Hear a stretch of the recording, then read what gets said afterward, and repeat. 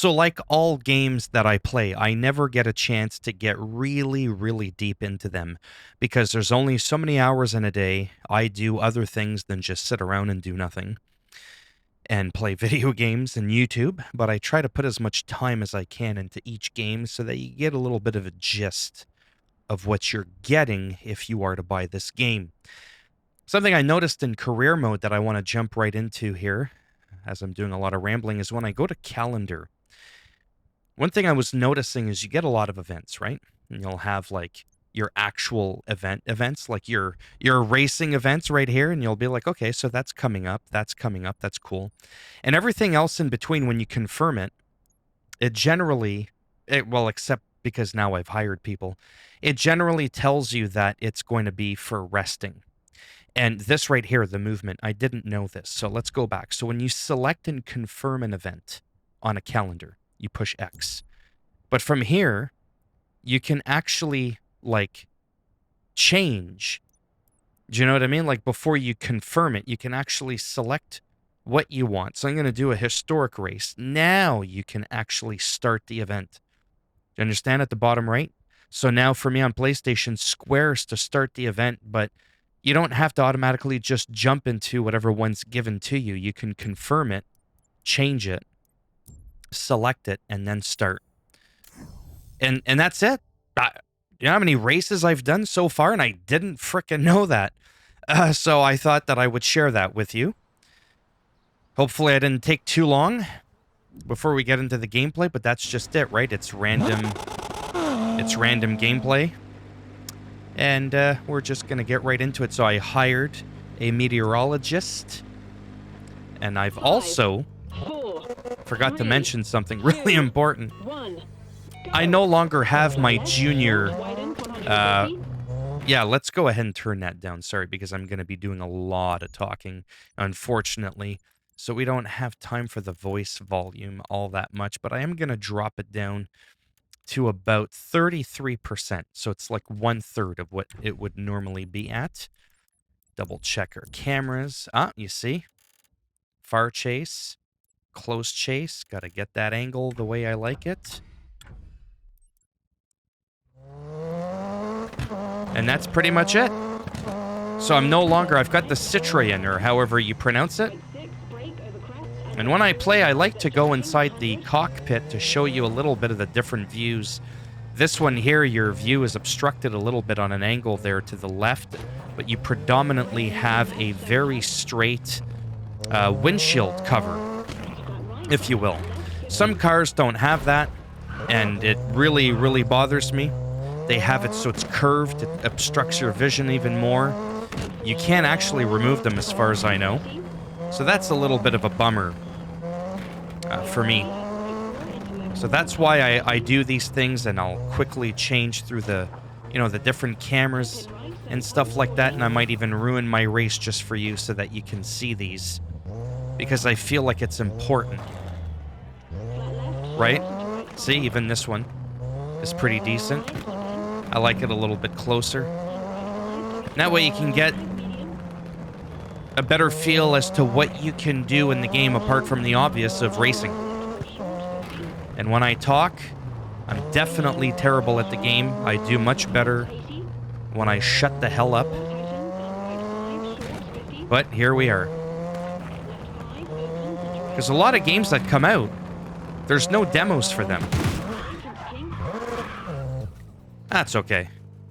If I could be honest with you, I've got damage on visual only. Wear and tear can never change.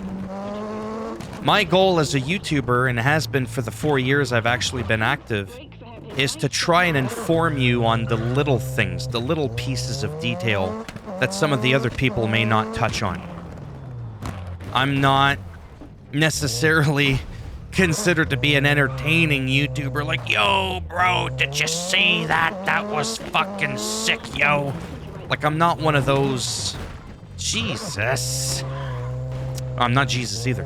I'm definitely not one of those kinds of YouTubers. I'm a little bit more mellow, got a little bit of the cringe comedy thing going on, but in all seriousness, I want it so that when I buy a game, you can have, hopefully, as much information as possible about said game so that you can have an idea as to whether or not you should buy the game. Because I don't know how to review games. Like I said, too little hours, not enough time. I can't dip in deep enough to really tell you what the bottom of the ocean's like. Whoa. I thought I had to go. Don't ask. I just saw the road and anyways. I know that the depth of the ocean is cold and dark, but that's all I know. Can't give you too many details on it.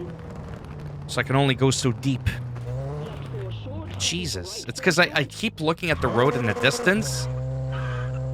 Anyways, I don't really care. How well I play or how terrible I play is irrelevant. You're getting some information that hopefully is important that you may not get from other YouTubers, potentially. Although there are a lot of good gaming reviewers like Jeremy Penter, aka Carrick from ACG, who brings you reviews that aren't 2 minutes long or sponsored with bullshit. He's good at giving you all the intricate little details. You'll touch on the game once and then adios, that's it. But then hopefully, after that half-hour video or so, you have so much information on the game, you have a clear, concise idea as to what you're getting yourself into.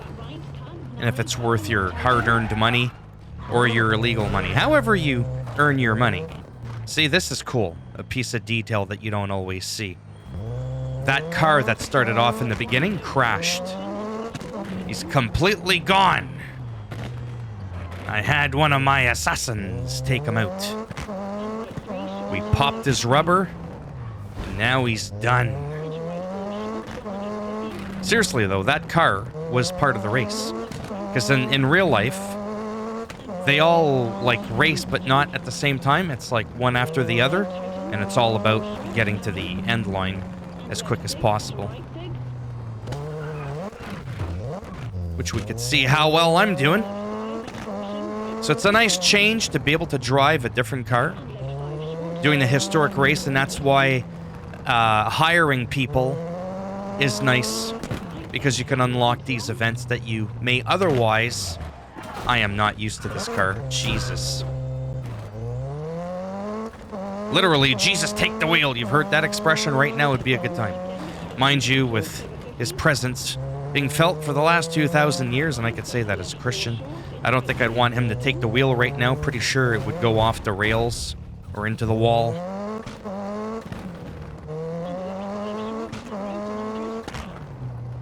I'm really, really liking the track designs. They're so different, at least from what I remember, playing Dirt Rally 2.0. I don't know if these tracks in either game are somewhat accurately depicted on their real-life counterpart. I don't know enough to know that piece of information. Oh, 94%. It failed. Whatever. That wasn't the goddamn point. We're showcasing shit. And the last thing I'll touch on, and then I'll end the video, because I didn't want this one to be too long. R&D. I've done D&D. BD... no, I'm just kidding. When you come here, right? This performance was locked, and reliability was locked. I only had access to team and crew, and how I did that was by... was by putting points into here, hiring like a meteorologist, hiring an agent that can offer you more events on your calendar, including rare events. You've been getting notified of your performance in rallies as well as social media, increasing your reputation. An active PR manager enhances your reputation with the manufacturer and some other sponsors. Right? That kind of shit. Manufacturer tryouts and sponsor tryouts. So I did this one to get a talent scout.